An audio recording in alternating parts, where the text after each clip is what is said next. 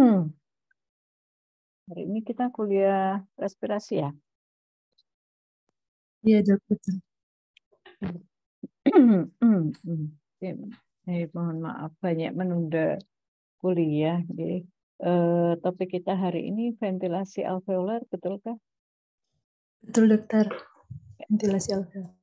Ya, karena mungkin ini sudah lama, sudah banyak dibahas oleh mungkin Dokter Rahmat, Dokter Sis ya. Apakah ada yang ingin didiskusikan sebelum kita lanjut untuk presentasi?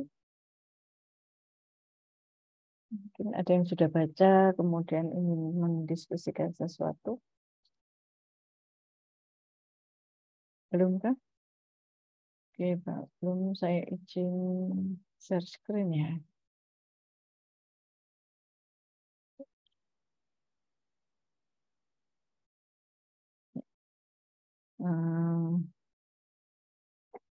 Ini kita bicara tentang ventilasi alveoler. Jadi kalau mungkin Dr. Rahmat, Dr. Sis sudah banyak mendiskusikan mengenai ventilasi. Ventilasi adalah banyaknya udara yang keluar masuk melalui sistem respirasi. Jadi ventilasi itu tidak menghitung oksigen, tidak menghitung karbon dioksida.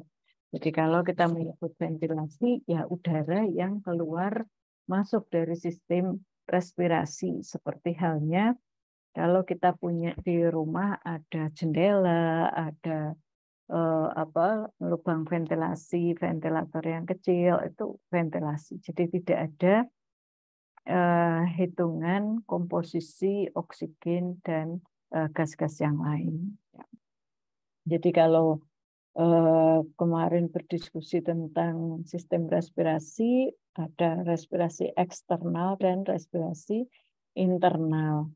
Respirasi internal itu yang terjadi di dalam mitokondria. Jadi mitokondria itu sekarang sedang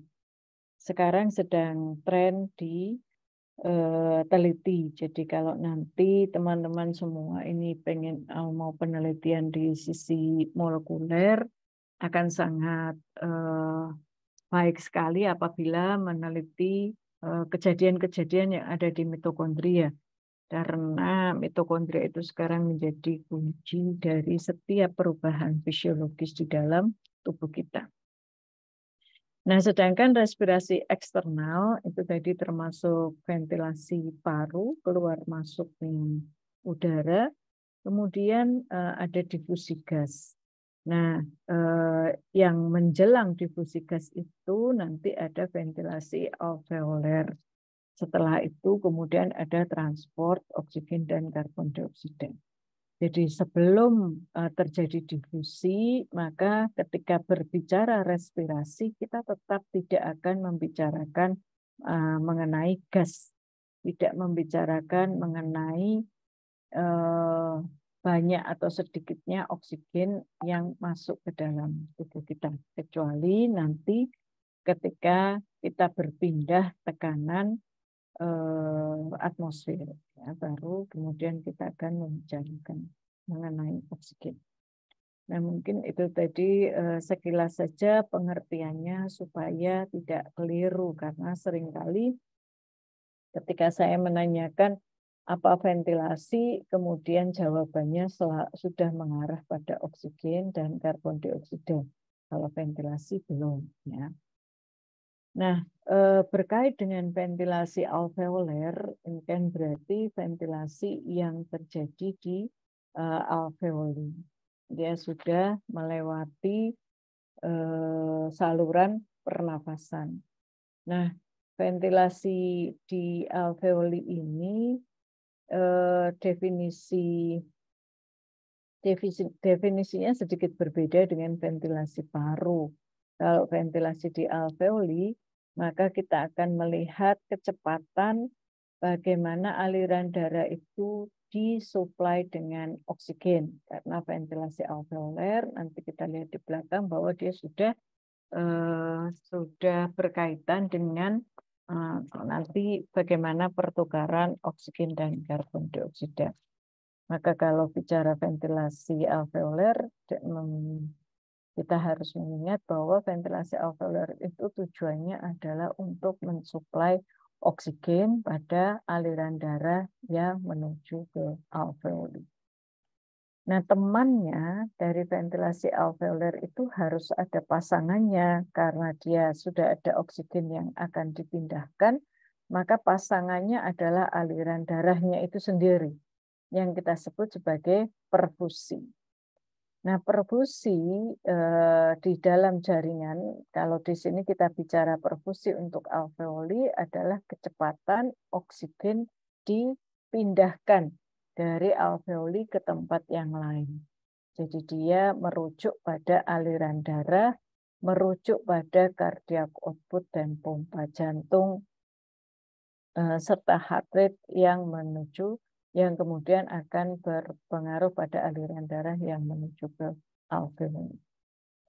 Nah, di alveoli itu nanti kita akan lihat bahwa yang penting kita tidak melihat bagaimana ventilasinya sendiri, kita tidak melihat bagaimana perfusinya sendiri, tapi kita harus melihat rasio, perbandingan antara ventilasi dengan perfusi.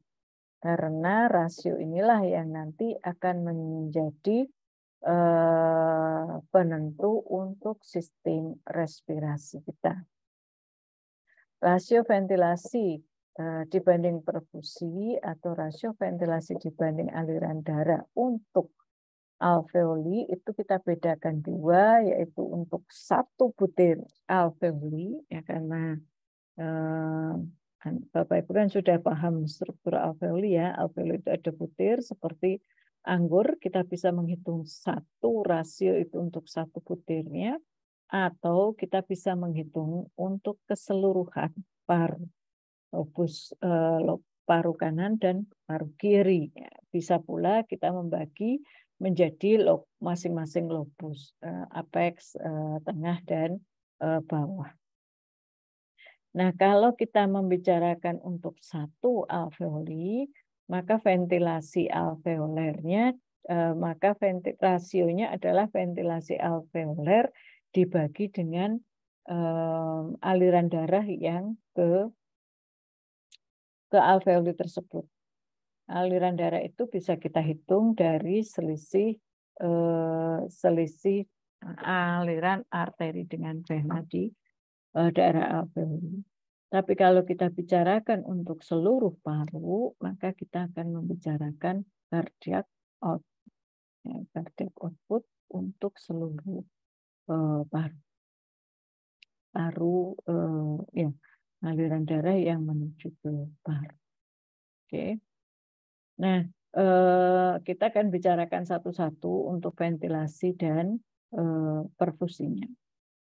Untuk ventilasi itu utamanya dikendalikan secara involunter oleh sistem saraf otonom. Jadi meskipun involunter, tapi ada kondisi-kondisi tertentu yang kemudian kita bisa membypass pengendalian saraf otonom tadi untuk kemudian kita menginterupsi sejenak, jadi kita bisa menahan nafas atau kita bisa memicu lebih cepat ya, sehingga kita bisa tertawa terbahak-bahak atau kita bisa menangis terisak-isak. Itu adalah bypass kita terhadap pengendalian involunter oleh sistem saraf otonom. Nah, tujuan utama untuk mengatur ventilasi ini adalah untuk mempertahankan pertukaran gas yang normal sehingga kita bisa mempertahankan kadar gas darah secara normal. Ya, jadi ini adalah bagian dari sistem homeostasis yang ada di dalam tubuh kita. Nah, mungkin pengendalian respirasi saya kira sudah dijelaskan, sudah didiskusikan Dr. Rahma dan Dr. Sis ya. Siswanto, Dok. Ya, Dok. Baik, jadi apa bedanya regulasi ventilasi ini dengan regulasi pada pompa jantung. Beda utamanya apa? Atau persamaannya dulu, persamaannya apa? Kesamaan antara regulasi sistem respirasi dengan regulasi jantung. Persamaannya apa? Mas Reza mungkin bisa menjawabkan persamaannya apa?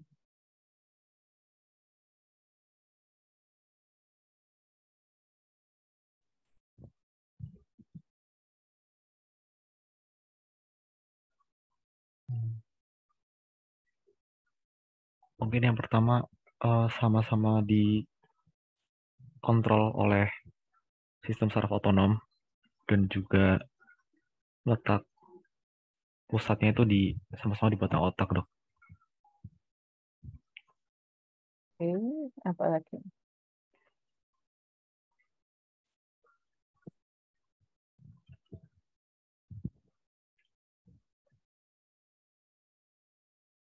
Dari respon ketika ada stimulasi di saraf simpatis, itu sama-sama mengakibat peningkatan di jantung heart rate-nya dan kontraktilitasnya, kemudian di paru ventilasi akan meningkat, kemudian sebaliknya ketika respon dari saraf parasimpatis, heart rate dan kontraktilitas di jantung menurun dan di ventilasi paru akan menurun juga.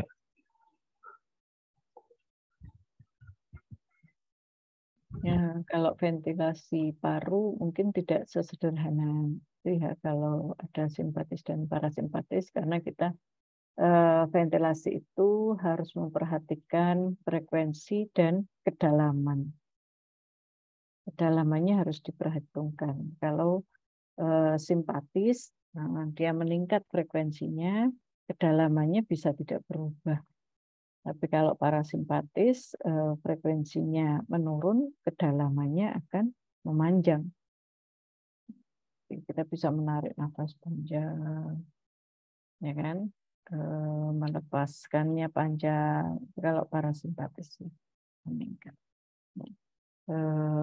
Nah, mungkin yang terlewat Mas Reza dan teman-teman semua bahwa pengendalian yang serupa antara sistem respirasi dengan jantung itu sama-sama punya pacemaker.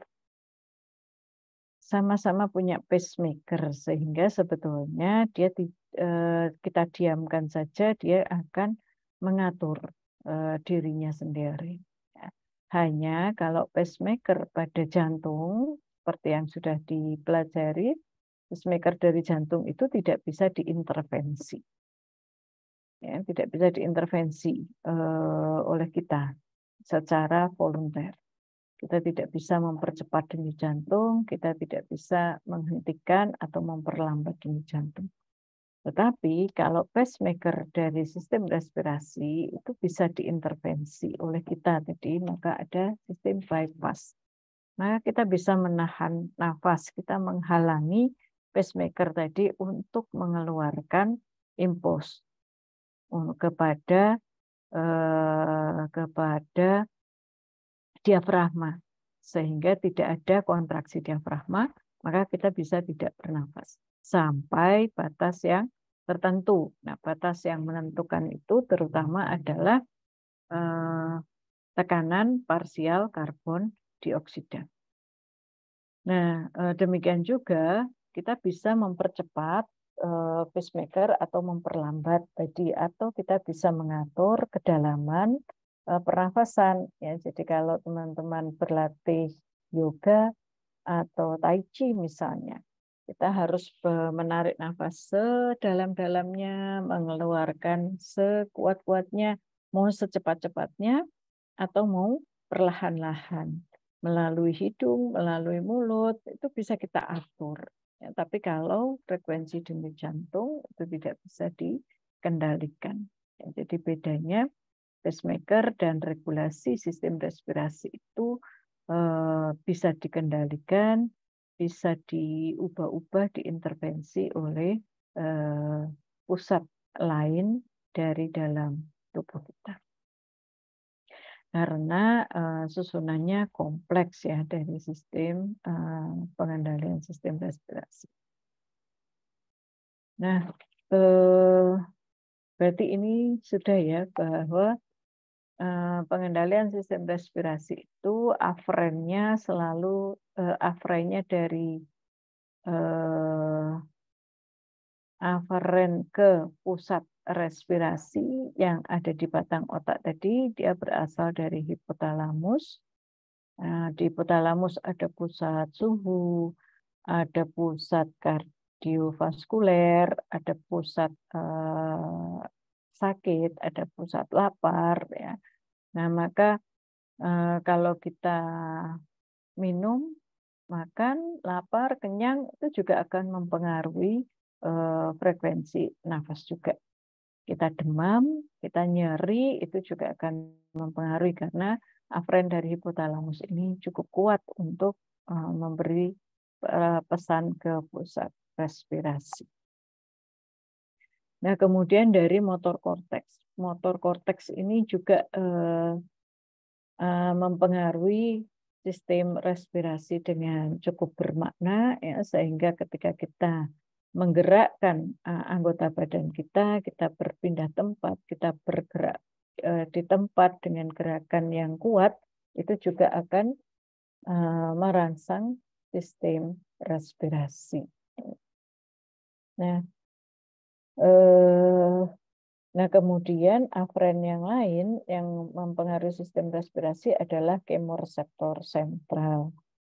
Kemoreseptor kita ada dua, sentral dan perifer. Nah, utamanya yang sentral itu sangat sensitif terhadap perubahan pH dari cairan cerebrospinal. Di mana kita tahu pH cairan cerebrospinal itu berkaitan langsung dengan kadar atau konsentrasi karbon dioksida yang terlarut di dalam plasma di arteri. Jadi setiap perubahan karbon dioksida yang terlarut di dalam plasma itu kemudian dia akan ditangkap oleh kemoreseptor sentral. Nah, makin tinggi karbon dioksida, maka makin kuat rangsang untuk mengeluar dari pacemaker itu untuk meminta diafragma berkontraksi. Makin sedikit karbon dioksidanya, maka rangsang untuk kontraksi diafragmanya juga kemudian menurun. Ya. Jadi kalau ada pasien henti nafas yang kemudian kita berikan oksigen, kita akan mengurangi konsentrasi karbon dioksida di plasma. Akibatnya malah rangsang untuk kontraksi diafragmanya berkurang. Maka dia tidak boleh diberikan oksigen ketika saat henti nafas. Tapi kita picu dengan resusitasi cara yang lain untuk meningkatkan karbon dioksida di dalam darahnya. Sehingga rangsang bernafasnya akan lebih kuat dan kemudian timbul nafas spontan.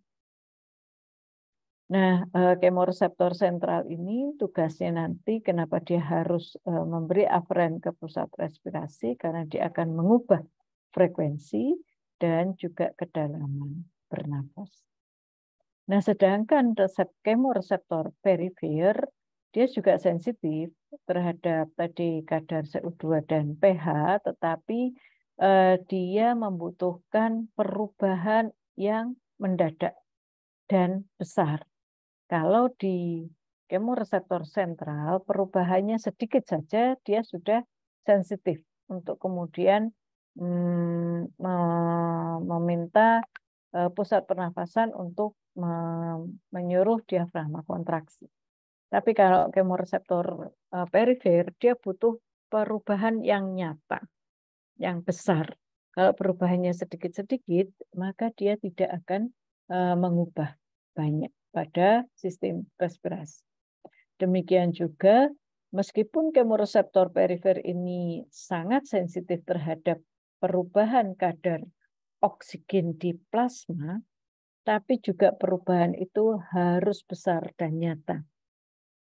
Maka kalau misalnya Anda baca berita ada orang yang meninggal karena keracunan karbon monoksida akibat dia berada di dalam mobil tertutup, mobil di garasi misalnya kan, mobilnya dalam kondisi menyala. Nah, kenapa dia tidak sadar? Kenapa dia tidak keluar kemudian menghirup udara yang lebih segar? Karena kemoreseptornya tidak segera sensitif terhadap penurunan kadar oksigennya. Dan penurunan pelan-pelan ya dia diam saja. Nanti penurunannya drastis baru dia bereaksi. Maka terlambat kalau kemudian Hb-nya sudah mengikat karbon monoksida, penurunan oksigennya lambat.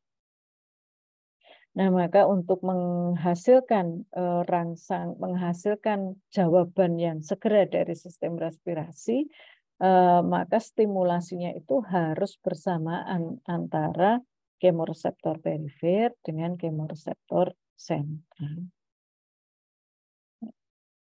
Nah, yang paling kuat adalah kalau kita mengubah tekanan parsial karbon dioksida. Perubahan 5 mm air raksa saja, itu kan kecil ya, dia sudah meningkatkan ventilasi 100%. Dinaikkan dari 10, misalnya biasanya dari 6 ya, 6 mm air raksa, dia naik jadi 11 mm air raksa, maka ventilasi itu sudah naik 100%. Frekuensi nafasnya cepat, kedalamannya kemudian akan mendangkal. Ya, tapi kalau penurunan tekanan parsial karbon dioksida, maka ventilasinya harus diturunkan. Jadi kalau ada orang dicekik atau dibekap, ya, PO2-nya kemudian akan menurun dulu supaya PO2-nya kemudian akan perlahan-lahan yang menurun tadi kemudian akan ditingkatkan untuk dia bisa akumulasi dalam waktu singkat yang kemudian kita bisa menarik nafas lebih kuat. Atau ketika kita menyelam, ya, ketika kita menyelam, kita menahan nafas, tidak ada nafas yang keluar, tidak ada udara yang masuk, maka PCO2-nya ini yang kemudian akan terakumulasi dan merangsang kita untuk bernafas kembali. Maka kalau tidak terlatih, ya naik sedikit saja sudah harus, PCO2 naik sedikit saja kita sudah harus bernafas. Nah, demikian juga pada penderita asma. Ya kan, penderita asma itu PCO2-nya sebetulnya naiknya tidak banyak. Tapi karena ambang kemoreseptornya rendah, maka kenaikan sedikit saja sudah dianggap akumulasi dan kemudian dia merasa sesak nafas. Oke, nah ini adalah respon ventilasi terhadap perubahan oksigen. Kalau kita punya singkatan A kecil itu berarti tekanan parsial oksigen di arteri. Kalau A-nya besar itu di alveoli. Nah, kalau tekanan parsial oksigen di arteri itu 90 mm air raksa, ini kan arteri yang baru keluar dari ventricle kiri. Nah, biasanya PCO2-nya itu 40 mm air raksa. Maka respon ventilasinya kita akan menarik nafas, ya kan, frekuensinya kurang lebih 12 sampai 16 kali per menit. Ventilasi udara yang kita keluar masukkan kurang lebih 10 sampai 15 mm air raksa. Nah, ketika tekanan parsial oksigen di arteri itu turun, sedangkan PCO2 di arteri itu tetap 40, maka ini masih Kalau dia turunnya sampai 60, tapi PCO2-nya 40, maka respon ventilasinya itu tenang aja. Dia nggak banyak berubah. Tapi ketika oksigennya turun semakin banyak, PCO2-nya semakin tinggi, kalau kita PaO2-nya turun dari 90 jadi 30, PCO2-nya kemudian pasti akan naik dengan cepat. Ya. Nah, di sini respon ventilasinya kemudian dia akan ventilasi parunya akan menjadi sangat tinggi. Kita berusaha untuk bernafas secepat dan sedalam-dalamnya. Ya. Tapi kalau PCO2-nya rendah, maka meskipun PaO2-nya rendah, ventilasinya juga tidak akan tinggi. Tapi kalau PCO2-nya tinggi, misalnya di PaO2-nya 60, maka kita lihat respon ventilasinya dia lebih tinggi. Jadi maka yang menentukan bukan PaO2-nya, tetapi lebih pada PCO2. Nah, sebaliknya kalau kita lihat responnya terhadap PaCO2, ya kan? Makin ini dibalik aja sih dari tadi, makin tinggi PaCO2-nya, maka ventilasinya juga pasti akan makin tinggi, berapapun PaO2 itu didapatkan. Kita lihat PaCO2 50, PaO2 lebih dari 200, ventilasinya 20. Kalau di 100 ya kan lebih rendah, ventilasinya hampir 40. Lebih rendah lagi ventilasinya jadi 6.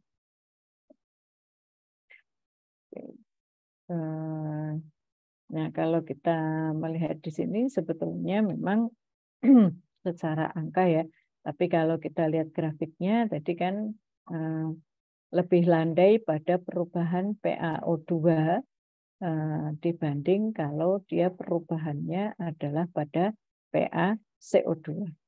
PaCO2 nah,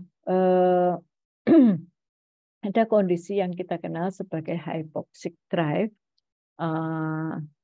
hypercapnic drive atau hypercarbic drive. Itu adalah ventilasi normal yang dikendalikan, dirangsang oleh PaCO2, perubahan PaCO2. Tadi kita lihat perubahan PaCO2 sedikit saja, dia sudah akan meningkatkan ventilasi. Nah, kondisi inilah yang kita kenal sebagai hypercapnic drive atau hypercarbic drive. Jadi kita itu bernafas bukan karena kita hipoksia, tapi karena kita mengandalkan pada perubahan PaCO2. Berbeda pada orang-orang yang menderita emfisema berat atau bronkitis kronik, di mana emfisema yang berat itu kan berarti alveolinya sedikit, maka pertukarannya juga tidak baik. Biasanya PaCO2-nya akan lebih tinggi daripada kondisi normal. Demikian juga pada bronkitis kronis. Dia akan memiliki PaCO2 yang lebih tinggi. Nah, karena PaCO2-nya itu selalu tinggi, homeostasis nggak mau diam saja kan, dia nggak mau kalau kemudian dia harus bolak-balik menaikkan ventilasi. Maka kemudian kemoreseptornya itu mengalami resetting. Dia disetting ulang. Kemoreseptor sentralnya disetting ulang, jadi dia tidak lagi sensitif terhadap perubahan PaCO2 di rentang yang tinggi tadi. Nah, sekarang hidupnya respirasinya si penderita emfisema dan bronkitis kronis itu tergantung pada kemoreseptor perifer sebagai penerima rangsang utama terhadap perubahan oksigen. Ya, kalau tadi kan perifer lebih sensitif pada oksigen, maka sekarang perifernya ini yang jadi pengendali utama karena sentralnya ini sudah tumpul. Nah, sekarang karena pengendali utamanya itu di perifer yang tergantung pada oksigen, maka dia sekarang pemicu pengendali pernafasannya adalah kadar oksigen. Jadi dia berubah dari hypercapnic drive menjadi hypoxic drive. Makin turun oksigennya ya dia kemudian akan bernafas. Dia nggak lagi menghitung berapa banyaknya PaCO2 yang ada di sentral, yang ada di darah. Dia sudah tidak peduli. Yang penting setiap ada kadar oksigen turun, kemudian dia akan mengubah frekuensi dan kedalaman bernafas. Ini juga yang kemarin dialami oleh para penderita COVID, ya, sehingga dia sangat tergantung pada oksigennya. Padahal kalau orang normal, kita itu tidak rely pada si oksigen. Maka sebetulnya kan kalau dulu konsep dasarnya kan kita bernafas sangat tergantung oksigen. Sebetulnya kita bernafas itu tergantung pada karbon dioksida.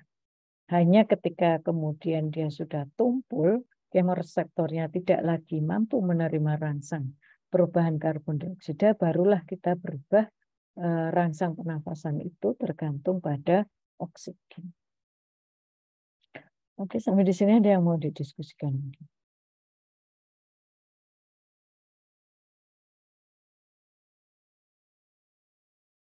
Cukup bisa dipahami kan?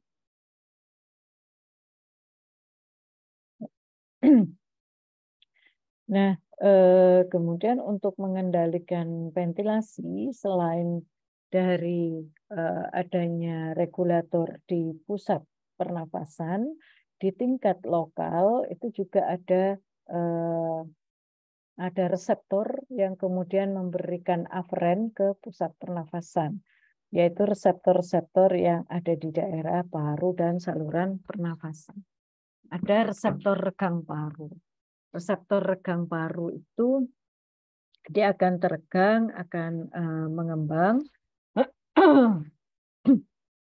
yang menjadi batasan untuk ukuran dan volume paru. Maka kita tidak bisa kemudian menarik nafas terus, mengisi terus, ya sampai tidak berhenti-berhenti, itu tidak bisa. Ada batasannya, yang membatasi adalah reseptor regangnya. Nah, untuk apa? Untuk kita mencegah adanya overinflasi, ya, supaya parunya itu tidak berlebihan mengembang, yang kemudian dia tidak bisa kembali lagi ke bentuk semula, atau dia mengembang berlebihan yang menyebabkan tekanan parsial oksigen dan karbon dioksida di alveoli itu kemudian malah akan menurun. Nah, reseptor lain adalah reseptor iritan. Reseptor iritan itu ada di saluran pernafasan yang sangat sensitif terhadap partikel-partikel kecil, kemudian gas-gas yang merusak, dan juga aerosol, semprotan-semprotan nyamuk misalnya. Nah, reseptor iritan inilah yang berperan penting pada mekanisme refleks batuk. Kemudian pada yaitu dia akan meningkatkan kecepatan dan kedalaman ketika kita ekspirasi besar.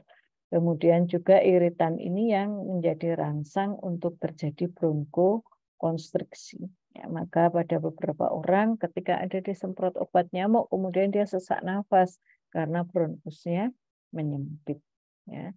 Atau ada partikel-partikel yang terbang-terbang, misalnya yang sering kan kalau panenan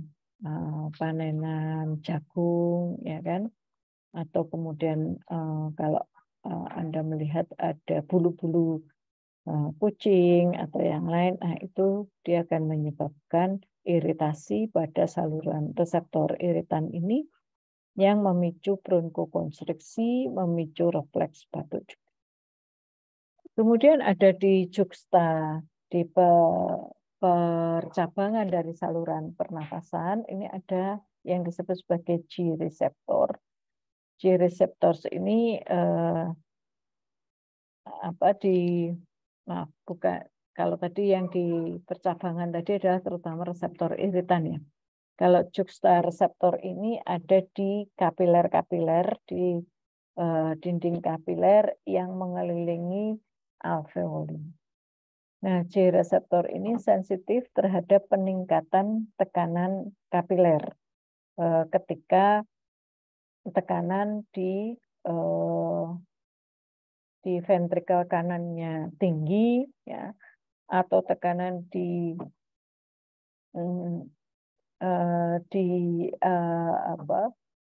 jaringan parunya tinggi yang kemudian dia akan mendesak kapiler, maka tekanan kapilernya akan meningkat.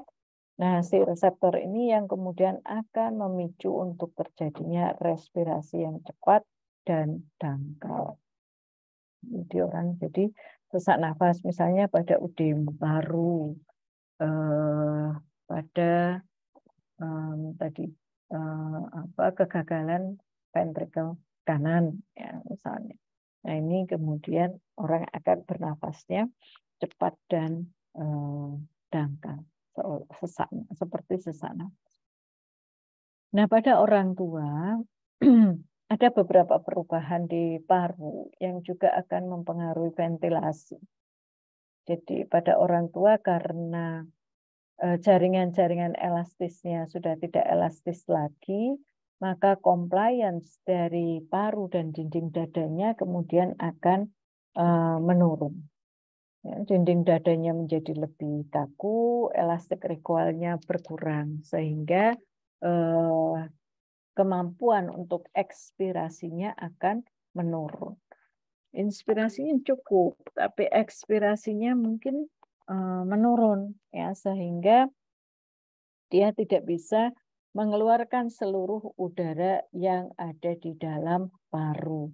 Jadi kalau Anda ukur dengan spirometer, maka nanti udara volume residu ditambah dengan volume cadangan ekspirasinya, dia pasti akan tinggi. Nah, kemudian pada orang tua karena jaringan elastisnya sudah berkurang, tadi tidak hanya mempengaruhi dinding dada dan dinding alveoli dan jaringan ikat di alveoli, maka dia juga akan mempengaruhi di alveolusnya, baik di ductusnya maupun di sakusnya. Sehingga alveoli-alveoli yang tadi dia gelembung-gelembung kecil-kecil itu kemudian dia akan fusi menjadi satu gelembung yang besar. Maka hitungannya luas permukaan alveoli itu kemudian akan berkurang. Yang tadinya luas permukaan alveoli untuk pertukaran gas itu kan seluas lapangan tenis.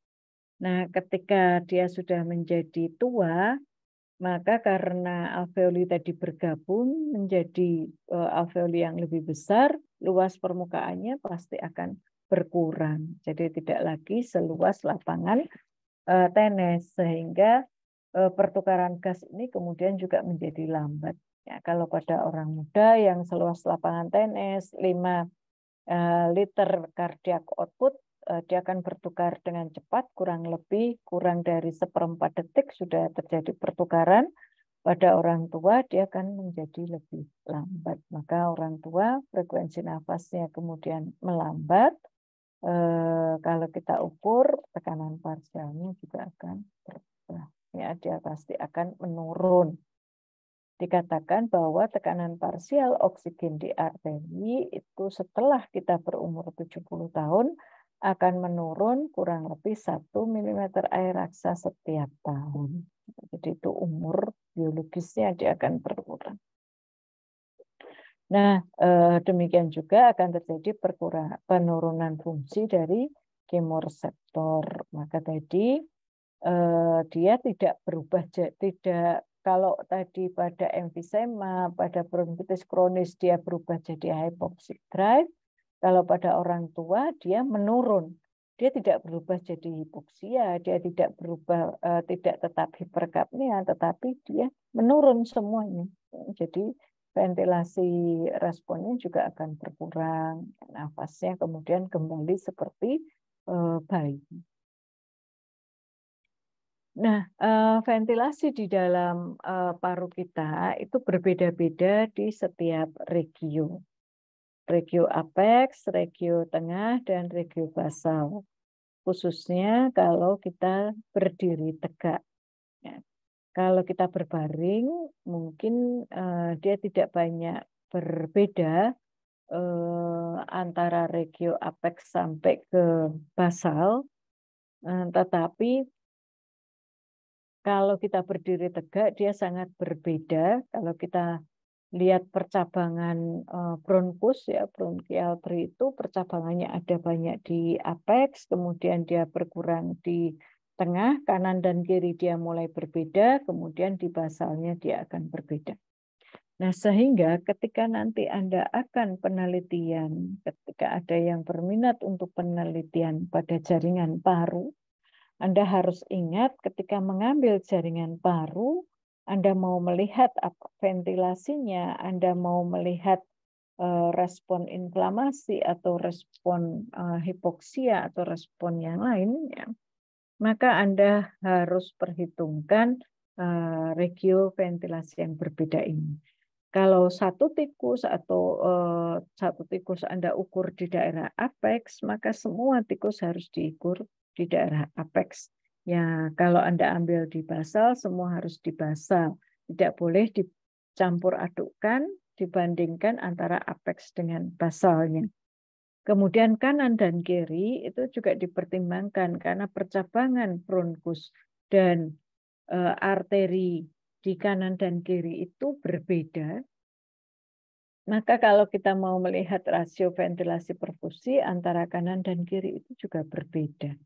Ya, maka kalau penelitian jangan dicampur adukkan, ya, dilihat secara detail. Nah, bagaimana kita bisa mengukur ventilasi di regio paru? Kita bisa mengukur dengan xenon test. Ya, kita minta untuk bernafas dengan udara yang sudah dicampur oleh xenon. Ini ada oksigen yang sudah dicampur dengan xenon 133. Kenapa dipilih xenon?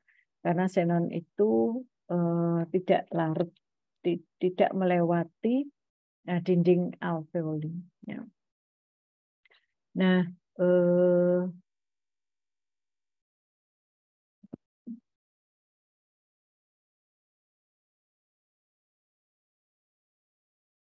ya.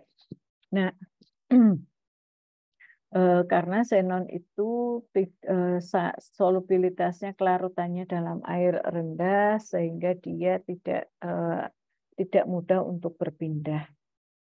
Nah, kalau kita lihat tadi kemudian kan kita pakai Geiger counter ya.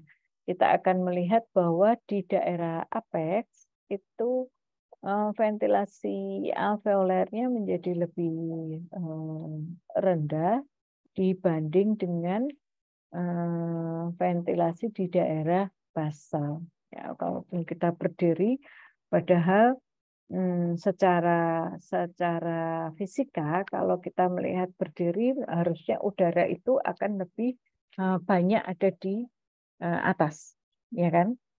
Karena dia ringan, kemudian dibanding yang di bawah. Tapi ternyata percabangan bronkus itu lebih masif, lebih banyak ada di bawah dibanding di apex, ya, sehingga kalau kita lihat distribusi ventilasinya akan lebih banyak di basal daripada di apex, ya, dengan selisih cukup besar ya, dari kurang lebih 100 sampai ke 60. Nah, ini tadi kita bicara tentang ventilasi alveoler. Kira-kira kalau ini sudah disampaikan Dr. Rahma ya, apa yang disebut sebagai ventilasi alveoler? Sudah belum? Apa aja? Baik, jadi Kalau jadi di awal sudah saya sampaikan kita punya ventilasi paru dan ventilasi alveoler. Ventilasi alveoler itu lebih penting kita perhitungkan dibanding ventilasi paru. Ventilasi paru merupakan hasil kali dari volume tidal dikalikan dengan frekuensi nafas. Jadi kalau volume tidalnya 0,5 liter, ya 500 ml per menit, kemudian frekuensi nafasnya 15 kali per menit, maka kita akan punya ventilasi total paru 7,5 liter per menit. Oke, oke ya, 15 kali 500. Nah, tetapi 7,5 liter per menit itu tidak semuanya akan digunakan untuk pertukaran di alveoli. Karena kita punya yang namanya ruang rugi anatomis. Ruang rugi anatomis itu dimiliki oleh semua orang, kurang lebih besarannya 150 ml per menit. Dia akan membesar, bertambah ketika ada posisi-posisi tertentu yang kemudian bronkusnya menyempit, atau ketika kita bernafas menggunakan alat bantu snorkeling misalnya, atau ketika kita meniup trompet, meniup saksofon, ya itu semua ruang rugi anatomis akan bertambah. Ruang rugi anatomis adalah udara yang tertinggal, ya, volume udara tertinggal di saluran pernafasan, tetapi tidak bisa dipakai untuk pertukar gas, kemudian ketika ekspirasi dia akan dibuang kembali. Nah, ruang rugi anatomis itu juga akan berubah-ubah sesuai dengan frekuensi nafas yang kita lakukan, karena dia tidak akan tidak masuk, dia kemudian akan dibuang kembali, dan ketika kita menarik nafas 500 ml pasti ada 150 yang tertinggal di ruang rugi. Ya, sisanya kemudian masuk ke alveoli. Nah, sisa yang masuk ke alveoli inilah yang kita sebut sebagai ventilasi alveoler. Jadi ventilasi alveoler adalah ventilasi paru dikurangi dengan ventilasi ruang rugi. Ventilasi alveoler ini yang kemudian kita pakai untuk terjadi pertukaran gas. Nah, ruang rugi anatomis itu mulai dari orofaring, trachea, saluran nafas, yang dia tidak berpartisipasi di dalam pertukaran gas. Nah, yang dipakai pertukaran gas tadi adalah alveoli. Nah, pada beberapa kondisi tadi, ketika ada penyempitan bronkus, ketika ada sesak nafas, maka kadang-kadang ventilasi alveoler itu menurun cepat, meskipun ventilasi total semenitnya dia tidak banyak berubah. Jadi tadi orang sesak nafas, frekuensi nafasnya yang tadi 15, dia menjadi 40 kali per menit. Volume tidalnya yang 500, dia menjadi 150 misalnya. Maka ventilasi total parunya kan masih 150 kali 40, dia masih 6 liter per menit. Nah, tidak selisih jauh. Tetapi bagaimana dengan ventilasi alveolernya?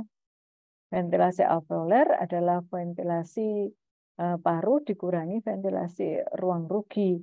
Kalau tadi ventilasi parunya, ventilasi ruang rugi adalah volume ruang rugi kali frekuensi. Kalau tadi sesak nafas frekuensinya 40, volume ruang ruginya 150, kan dia tetap. Maka ventilasi ruang rugi juga 6 liter. Nah, ventilasi paru 6 liter, ventilasi ruang rugi 6 liter, maka berapa ventilasi alveoler? Ya, tidak ada. Semuanya habis hanya untuk bernafas, maka tidak ada yang digunakan untuk pertukaran gas. Oke, sampai di sini ada yang ingin didiskusikan mungkin? untuk ventilasi.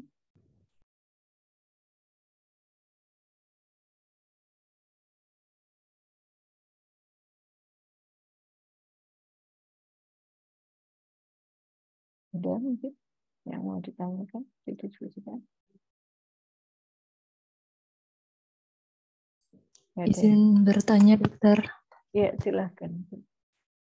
Ini dok, terkait misalnya ada exercise breathing dok yang biasa dilakukan. Itu kan misalnya push lip breathing, menarik nafas dari hidung, terus ditahan lebih lama dan kemudian dikeluarkannya itu lewat mulut ya dok. Nah itu apakah ada kaitannya dengan ventilasi ini atau seperti apa dok? Apalagi misalnya ada beberapa yang menyarankan misalnya ditahannya itu lebih lama daripada atau dikeluarkannya itu lebih panjang durasinya daripada pada saat menarik nafas. Apakah ini ada kaitannya dengan ventilasi alveolar ini? Dia tidak berkait dengan ventilasi alveolar, tetapi dia akan mengubah ambang dari kemoreseptor sentral. Ketika kita menarik nafas panjang, kemudian kita menahan, kita akan pelan-pelan meningkatkan tekanan parsial karbon dioksida karena metabolisme kan tetap jalan. Tidak ada oksigen yang masuk, metabolisme tetap jalan, ventilasi alveolarnya kan jalan terus. Ya kan, dia tetap terjadi pertukaran. Metabolisme sel tetap berjalan, maka sisa hasil metabolismenya kan karbon dioksida. Karbon dioksida akan tetap kemudian makin menumpuk di arteri, yang kemudian dia akan ditangkap oleh kemoreseptor sentral. Maka dia kemudian akan menimbulkan rangsang untuk bernafas. Seperti yang saya sampaikan tadi, hypercapnic drive tadi, hypercarbonic drive. Nah, mengapa kita kemudian diminta untuk menghembuskannya lewat mulut perlahan-lahan supaya penurunan karbon dioksida itu juga tidak cepat. Maka ambang itu bisa dipertahankan tetap tinggi. Nah, harapannya apa? Biasanya ini kan dipakai untuk mereka yang asma, mereka yang emfisema, mereka yang bronkitis kronis tadi. Yang dia biasanya hypoxic drive, kemudian kita kembalikan dia menjadi hypercapnic drive.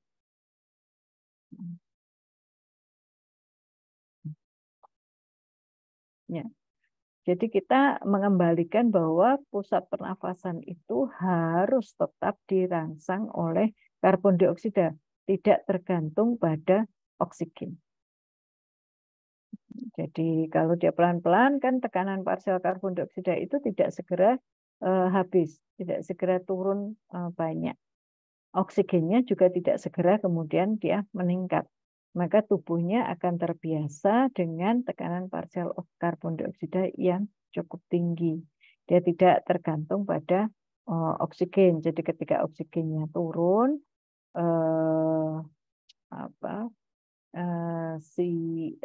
ini kita tidak terburu-buru untuk bernafas. Kita akan terburu bernafas ketika karbon dioksida mencapai ambang yang sudah kita latihkan. Ya, begitu mungkin. Ya, terima kasih banyak dokter. Lagi mungkin yang lain.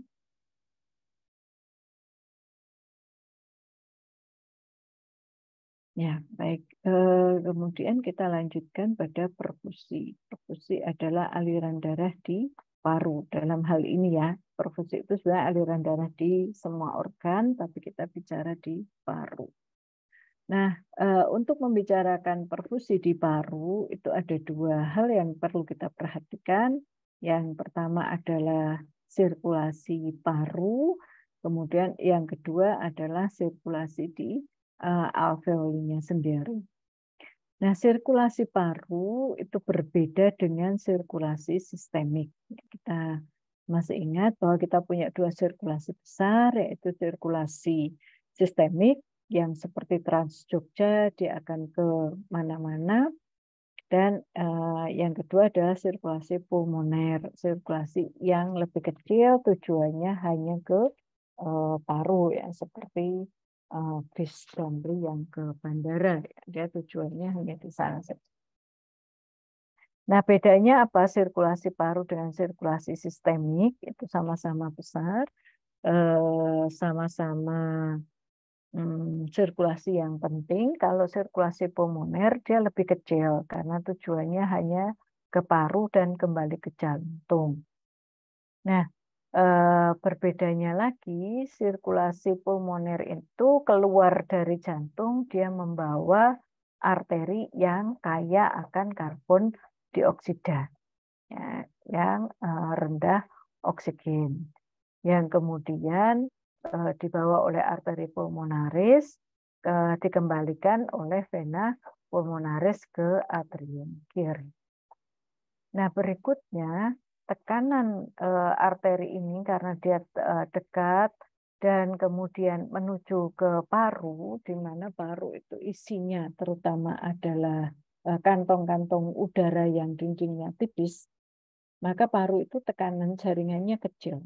Sehingga arteri yang berasal dari jantung menuju ke paru itu tidak perlu tekanan yang besar, dia sudah sampai di sana. Sudah bisa memberikan suplai darah ke paru. Maka tekanan arterinya kecil, kurang lebih hanya 15 mm air laksa. Karena tadi kantong-kantong udara, jaringannya tipis, dindingnya tipis, maka tahanannya rendah, kurang lebih 1/10 dari tahanan yang ada di sistemik.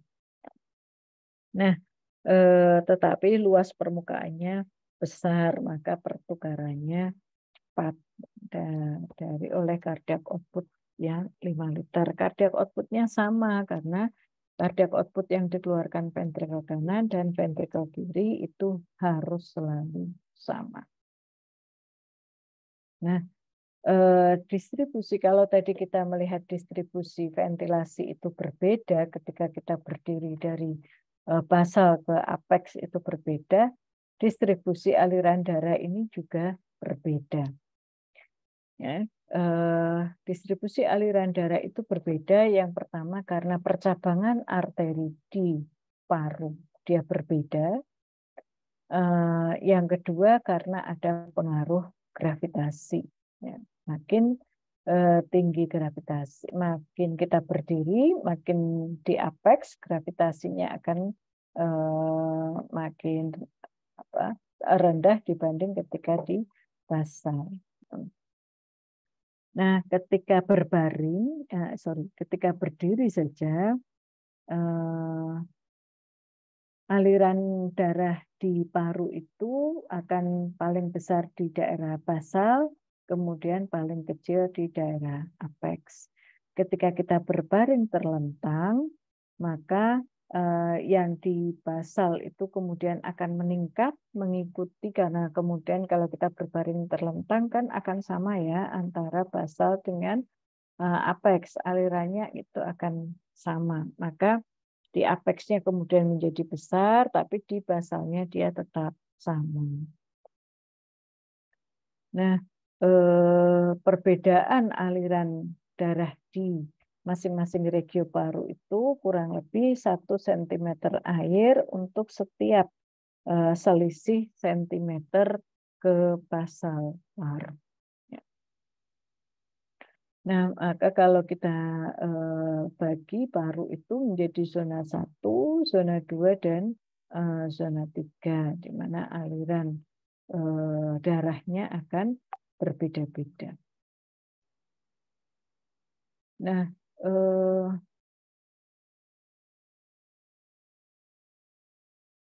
ya ini dead space alveoli dia akan berubah ya pada beberapa kondisi. Nah, kita sudah lihat ada ventilasi dan ada perfusi, maka tadi untuk melihat apakah ventilasi alveoler itu berfungsi dengan baik, maka kita harus melihat rasio ventilasi perfusi. Nah, kalau kita lihat ventilasi alveoler, dia kurang lebih sekitar 4 liter per menit ya, dengan volume tidal pada rentang normal dan frekuensi pada rentang normal. Kemudian aliran darah yang ada di paru, karena dia mengikuti cardiac output ventricle kanan, maka dia kurang lebih sama dengan ventricle kiri, yaitu 5 liter per menit. Sehingga rasio normalnya itu sekitar 0,8. Tetapi dia bervariasi tergantung regio paru tadi. Apakah di apex, di basal, atau di tengah. Tapi rata-ratanya sekitar 0,8. Ya, jadi dia bukan 1 karena perbedaan distribusi antara distribusi ventilasi dengan distribusi perfusi. Ya, jadi ini kalau kita lihat yang sumbu X ini adalah letaknya berdasarkan kosta keberapa, ya, dari basal ke apex. Kemudian kita lihat yang ini adalah ventilasi tadi dari basal ke apexnya, ventilasinya selisih 100 ke 60 tadi ya. Sedangkan aliran darah karena dia posisi berdiri, mesti yang ada di apex dia akan sangat rendah. Kemudian aliran darah yang di basalnya dia akan tinggi karena pengaruh gravitasi. Ya. Nah, ternyata meskipun distribusinya sama, basal lebih tinggi daripada apex untuk ventilasi dan perfusi, tetapi arah kemiringannya berbeda. Sehingga kalau kita lihat di apex itu ventilasinya lebih tinggi daripada perfusi. Artinya oksigen-oksigen yang terkumpul di alveoli daerah apex itu tidak bisa segera dibawa pergi oleh aliran darah paru. Ya, jadi kalau diingat kenapa infeksi bakteri aerob itu lebih banyak di apex, karena di sana oksigennya banyak, tidak segera bisa dibawa pergi, aliran darahnya sedikit. Berbeda dengan di basal. Kalau di basal aliran darahnya lebih besar daripada ventilasinya. Jadi oksigen yang ada di alveoli daerah basal itu selalu cepat dibawa pergi oleh aliran darah di daerah basal. Maka basal ini kemudian lebih disukai kalau oleh bakteri-bakteri yang tidak banyak membutuhkan oksigen. Nah, maka rasio ventilasi perfusinya kemudian juga akan berbeda antara basal dengan apex karena tadi kondisi ventilasi dan perfusinya beda. Meskipun rata 0,8, tapi yang di basal rasionya menjadi lebih sedikit daripada rasio yang ada di apex. Nah, maka dikatakan secara fungsional alveoli-alveoli di daerah apex itu overventilasi, under perfusi. Sedangkan yang di basal itu under ventilasi tapi over perfusi. Nah, yang mendekati 0,8 itu adalah yang di basal, sedangkan yang di apex karena kalau ventilasi kecil dibagi ventilasi besar dibagi perfusinya kecil, itu rasionya kemudian akan berbeda dengan kalau dia ventilasinya kecil dibagi dengan perfusinya besar. Nah, bagaimana kalau rasio ventilasi perfusi itu 1? Rasio ventilasi perfusi itu 1 berarti sama cepatnya antara ventilasi yang datang dengan perfusi yang membawa pergi. Jadi biasanya daerah itu kemudian tidak bisa terjadi pertukaran, langsung kosong ya, padahal kita tidak pernah meninggalkan, tidak pernah membiarkan alveoli itu tidak terisi udara dan juga tidak ada aliran darah. alveoli itu harus selalu terisi udara meskipun sedikit, supaya pada saat kita inspirasi, kita tidak perlu menggunakan energi yang lebih besar untuk mengembangkan alveolinya. Seperti kita punya balon, ya kan? Kalau dia kempes sepenuhnya, saat mau meniup, kita harus meniup sekuat-kuatnya supaya dia mengembang. Tapi kalau balon itu kita kempiskan dengan meninggalkan sisa udara, kita saat meniup kembali akan lebih ringan dan lebih mudah dia mengembang. Ya, maka alveoli itu tidak pernah kosong dari udara. Maka rasio itu tidak pernah ada 1. Demikian juga dia tidak pernah ada 0 atau kalau 0 kan berarti kalau rasionya 0 itu artinya apa? Berarti tidak ada ventilasi sama sekali, ya kan? Berarti aliran darah yang beredar di alveoli itu hanya lewat saja dia dari arteri pulmonalis, kemudian masuk ke vena pulmonalis. Dia tidak ada pertukaran di alveoli. Nah, kalau rasionya tidak terhingga, ini 3 contoh ini adalah contoh-contoh yang ekstrim ya. 1, 0, dan tak terhingga. Tak terhingga itu artinya perfusinya 0. Ya kan? Rasio ventilasi perfusi itu kan ventilasi dibagi perfusi. Ya, jadi tinggal kita mainkan angkanya. Kalau rasio ventilasi perfusi 0, berarti ventilasinya yang 0. 0 dibagi berapapun dia pasti 0. Kalau tak terhingga berarti perfusinya yang 0. Berapapun dibagi 0 dia menjadi tidak terhingga. Nah, kalau rasio ventilasi perfusinya 0, maka artinya tidak ada pertukaran gas sama sekali di mana arteri, ya, karena udara yang ada di alveoli tetap tertinggal di alveoli, tidak bisa oksigen itu berpindah ke sirkulasi. Nah, jadi tekanan parsial oksigen dan karbon dioksida di alveoli itu tetap sama dengan udara inspirasi. Sampai di sini ada yang mau ditanyakan, didiskusikan? Izin pertanyaan, Dok. Ya, silakan.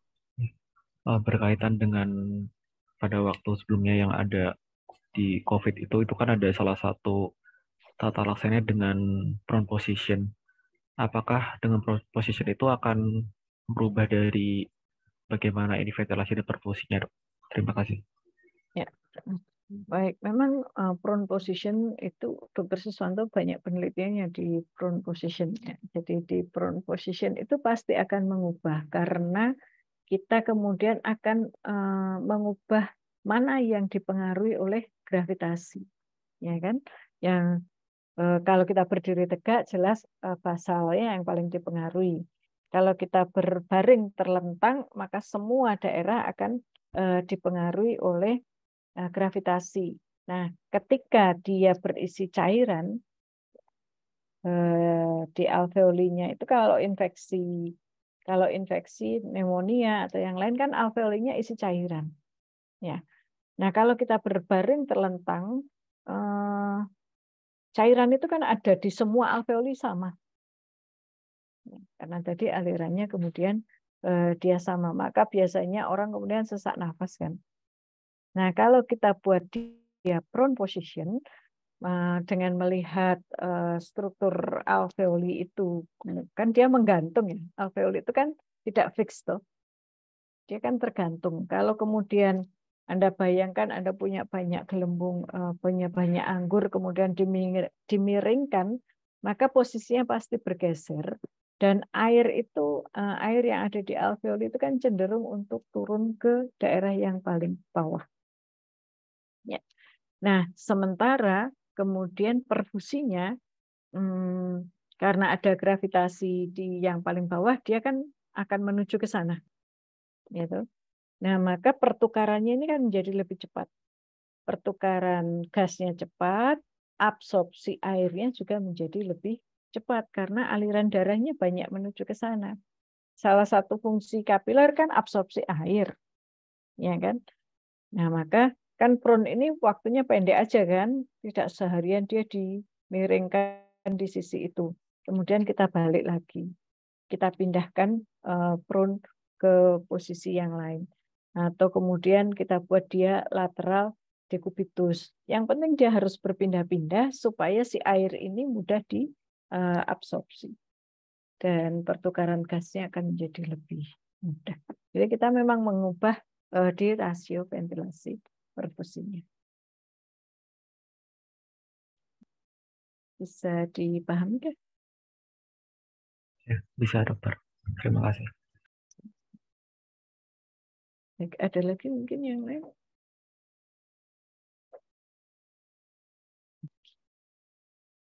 Baik, kalau kita lanjutkan, bagaimana rasio ventilasi perfusi itu mempengaruhi gas-gas di alveoli? Ini tadi sudah ya. Kalau ini sih, bagaimana kita mengubah ventilasi di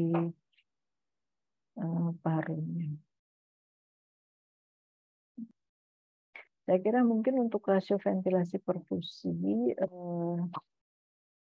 tidak banyak lagi yang bisa kita diskusikan.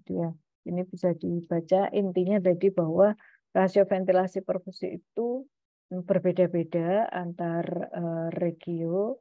Jadi ventilasi alveolernya pasti ventilasi alveolernya dia tetap, dia tidak berubah tergantung pada ventilasi paru dan frekuensi nafas serta volume ventilasi ruang rugi. Tapi ketika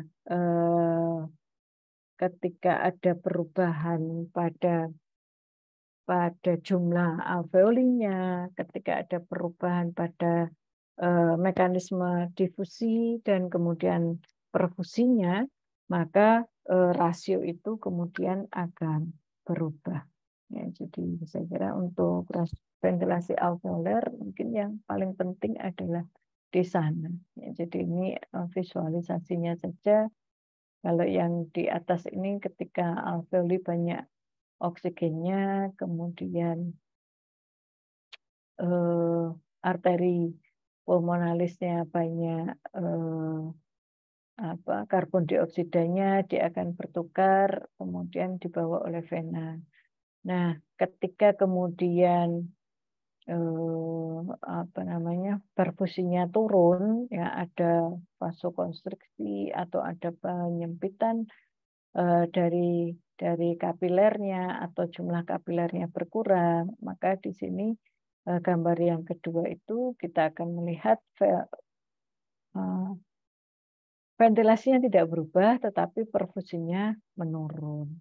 Gambar yang ketiga, ini ventilasinya yang berkurang. Ya, tidak ada ventilasi, alveolinya nggak mau berkembang. Nah, maka aliran darahnya ini kemudian akan terjadi percampuran antara arteri dengan vena pulmonalis. Sehingga ketika di akhir tadi, di akhir kapiler, di akhir aliran darah, tekanan parsial oksigen yang ada di arterinya turun. Ya, jadi dia hipoksemia dan bahkan kemudian hipoksia. Nah, ini kalau pengukuran ya sama ya. Saya kira mungkin sampai di sini. Ini yang lain sepertinya sudah dijelaskan oleh Dr. Rahmat dan Dr. Sus. Ya. Baik, sampai di sini ada yang mau didiskusikan.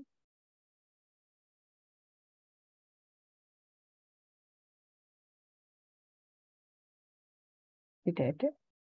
Baik, kalau tidak ada, mungkin pagi ini bisa kita cukupkan sekian. Nanti slide-nya saya kirim ke Mbak Yulinar ya. Ya dokter, terima kasih banyak dokter. Terima kasih, selamat siang. Wassalamualaikum warahmatullahi wabarakatuh. Waalaikumsalam warahmatullahi Waalaikumsalam warahmatullahi wabarakatuh. wabarakatuh. Terima kasih, Dok. Terima kasih, Dok. Halo.